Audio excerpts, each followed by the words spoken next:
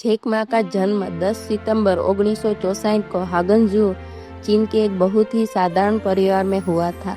उनका असली नाम है मा युन। उनके माता पिता पारंपरिक लोक संगीत में गाते और बहुत मामूली कमाई करते थे। उस समय चीन में आर्थिक स्थिति बहुत खराब थी और उनका बचपन गरीबी, अभाव और संघर्षों में बीता। बचपन में ही जैक को अंग्रेजी से प्यार हो गया था, लेकिन उस समय उनके शहर में अंग्रेजी सीखने को कोई साधन नहीं था। फिर भी उन्होंने रोज सुबह 5 बजे उठकर विदेशी पर्यटकों को मुफ्त में गाइड करना शुरू किया ताकि उनसे अंग्रेजी सीख सके। यह उनकी जिंदगी का पहला संघर्ष था, बिना पैसे के लिए सिर्फ सीखने के लिए काम करना। जैक मा का शैक्षणिक जीवन कठिनाइयों से भरा था। वे गणित और विज्ञान जैसे विषयों में बहुत कमजोर थे। उन्होंने 3 बार कॉलेज प्रवेश परीक्षा दी और हर बार असफल हुए। जब चौथी बार उन्होंने परीक्षा दी तब कहीं जाकर उन्हें एक अंग्रेजी कॉलेज में प्रवेश मिला।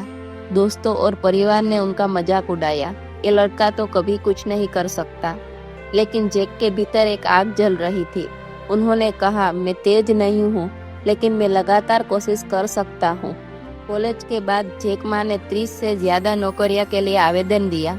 हर बार उन्हें रिजेक्ट कर दिया गया। उन्होंने KFC में आवेदन दिया, वहाँ 24 लोगों ने आवेदन किया, 23 को रोक लिया गया। सिर्फ जैक मा को मना कर दिया गया। पुलिस में गए, वहाँ भी कहा गया तुम इस लायक नहीं हो। होटल, रेस्टोरेंट, टीचिंग, हर जगह उन्हें ठुकराया दिया गया और हर असफलता के बाद भी उन्होंने हार नहीं मानी।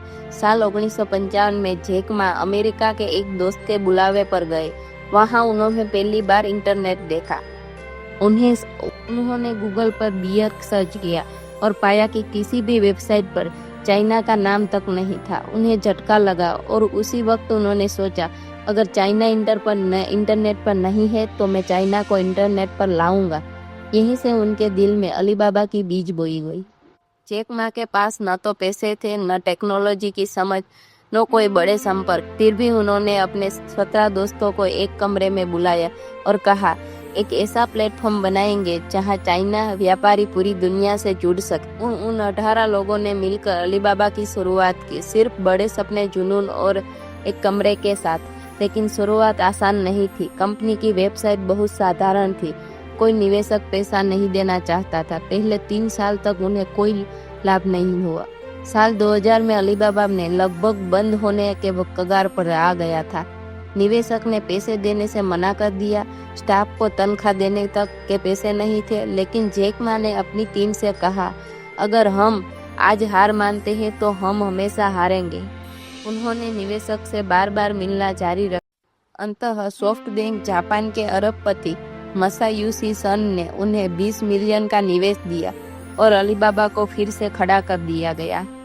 2003 में अलीबाबा ने वेबसाइट लॉन्च किया जो आज चाइना के सबसे बड़ा ई-कॉमर्स प्लेटफॉर्म है। इसके बाद उन्होंने अलीपे, अली एक्सप्रेस और क्लाउड सर्विस जैसी चीजें शुरू की। अलीबाबा ने अमेज़न और ईबे जैसे दिग्गजों को भी चीन से बाहर कर दिया।